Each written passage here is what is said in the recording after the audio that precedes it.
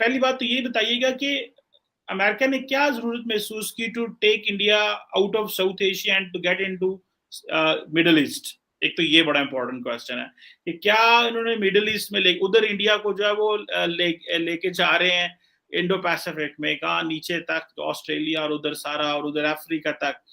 एक क्वेश्चन बहुत सारे लोग कर रहे हैं कि क्या इंडिया को स्ट्रेच करना चाह रहे हैं, वन। दूसरा, क्या अमेरिका को कोई पार्टनर नहीं मिल रहा खिते में, दैट इज अनदर पॉइंट जो कि इंडिया को बार बार एंगेज कर रहे हैं।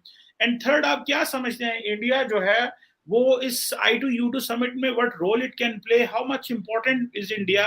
क्या इंडिया इसराइल के ताल्लुकात जो हैं वो अच्छे हैं तो इस वजह से लेके जा रहे हैं, या कि आप समझते हैं कि इंडिया को जिस तरह क्वाड में एक इंपॉर्टेंट रोल दिया गया है तो इस खिते में भी रोल दिया जा सकता है? गो के ये खिता थोड़ा सा मतलब डिफरेंट है, यहाँ पे बड़े ताकतवर प्लेयर हैं as compare to in quad.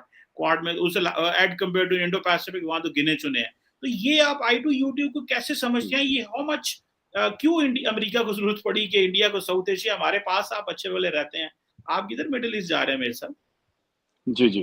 Cheema साहब, देखिए मैं आपको बताता हूँ ना, I2U2 का जो पूरा मामला है, फर्स्ट उसमें दो तीन चीजें हैं जो मैं स्ट्रेस करना चाहता हूँ। एक तो ना कि ये वर्ल्ड के बिगेस्ट रिलीजन्स का एक मीटिंग पॉइंट है। जैसे अब्राहम अकॉर्ड्स थे ना, जिसमें Muslims and Jews and Christians, तो बड़ा फेमस था वो अब्राहमिक अकॉर्ड्स। और ये जो I2U2 है, मैं ये नहीं कह रहा, मैं उसको अब्राहमिक अकॉर्ड से मिला नहीं रहा, लेकिन इसमें हिंदूज भी हैं, मुस्लिम्स भी हैं, क्रिश्चियंस भी हैं, जूज भी हैं। तो मुझे ऐसा लगता है कि पहली बार ऐसा एक मिला है जिसमें representation of the four prominent religions of the world. Greatest तो नहीं कहूंगा, हर एक रिलीजन ग्रेट है, लेकिन four prominent religions of the world एक साथ होकर आए हैं। पहली दूसरी चीज, फ्रॉम अ जियोपॉलिटिकल एंगल, जी मतलब India is an acceptable entity everywhere except for one और टू कंट्रीज, जिसमें हो सकता है पाकिस्तान शामिल हो, कभी कभी चाइना भी हो जाता है ऐसा। Nobody has got a very harsh opinion about India.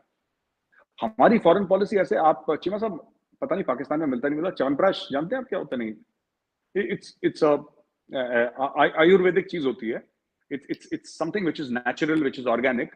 खाते कहते हैं इम्यूनिटी बूस्टर है, तो काफी इंडियंस खाते हैं। इंडिया की फॉरेन पॉलिसी जो है ना चीमा साहब, वो च्यवनप्राश जैसी है। अगर आप खाओगे तो फायदा होगा, फायदा नहीं होगा तो नुकसान नहीं होगा कम से कम। So when America puts India in front of, आप च्यवनप्राश तो नहीं लिख रहे चीमा साहब अपने उस पर कि मैं लिखूं जरा मंगवाऊं काके? Anyway, that's this thing. तो चीमा साहब बेसिकली क्या है कि when you introduce India, that India is a partner, है ना, there is generally no opposition to India, whether from UAE, whether from Israel और सऊदी अरेबिया और एनी अदर कंट्री। आपको कभी हार्श ऑपोजिशन इंडिया, क्योंकि इंडिया ने जब भी गेम खेला है सॉफ्ट पावर का गेम खेला है, इंडिया ने कभी हार्ड पावर का गेम खेला ही नहीं। एक दो बार एक्सेप्शंस हुए हैं, whether Maldives or whether Sri Lanka, but otherwise India has generally not played the hard power game. हमारा गेम सॉफ्ट पावर का है। सबको पता है कि इंडिया का ट्रैक रिकॉर्ड है कि इंडिया कुछ गलत करने नहीं आ रहा, उनको पता है। So nobody minds. अमेरिका सिर्फ इसलिए नहीं कर रहा क्योंकि America wants to favour, America also realises that they need a partner, whether it's West Asia, whether it's Middle East.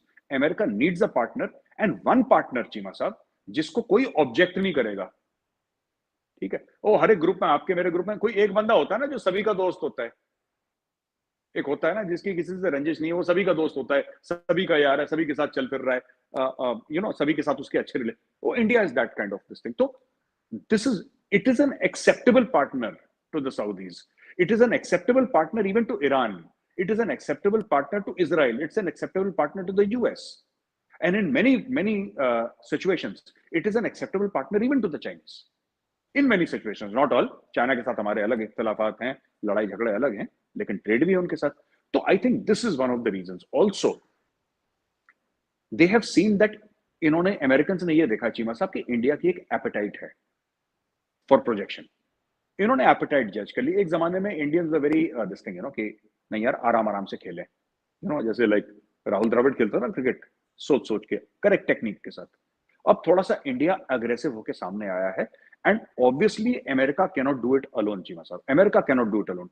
America needs a country of India size, of India's economy to partner with, whether it is influencing West Asia, whether it's influencing Middle East, whether we are talking about Indo-Pacific, any other part of the world, they have found that Indian diplomacy had और Indian economy also, सिर्फ diplomacy नहीं चाहिए, क्योंकि diplomacy तभी कामयाब होगी जब आपकी इकोनॉमी कामयाब होगी, वरना तो अकेले डिप्लोमेसी क्या कर लेगी। तो इन्होंने देखा है कि इंडियन इकोनॉमी है, उसने इनरोड्स बनाई है अपनी वेस्ट एशिया में, उसने इनरोड्स बनाई है अपनी मिडल ईस्ट में।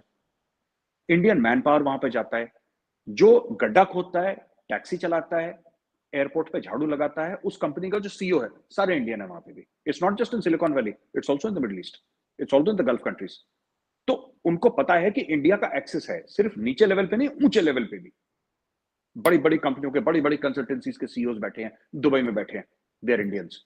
तो ये जो चीज है ना कि टोटल जो package what India brings to the table, it is very easy to sell, you know, the concept of India joining a group to other nations, कि वहां से कोई ऑब्जेक्शन नहीं आएगा। हमें पता है कि अगर हम इंडिया का नाम लेंगे तो it will be easily acceptable. और ये मैं आपको बात बता रहा हूं क्योंकि मेरी बात भी हुई है लोगों से who are into all this, जो डिप्लोमेट्स हैं, and this is one of the main things that India ने जो अपनी इमेज बनाई है, ठीक है, एक नॉन सिक्योरिटी स्टेट की, कि we have nothing to do with security, we have everything to do with economics and human development.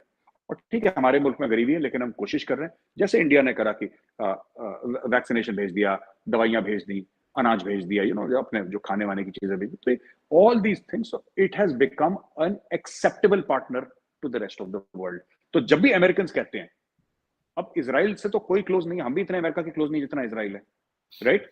पर Israel has got a first rate military, Israel has also got billions of dollars, first world country है, जबरदस्त infrastructure है, पैसा है, सब कुछ है, but वो एक्सेप्टेबिलिटी नहीं है इसराइल की जो आप मिडिल ईस्ट में ले जाएं।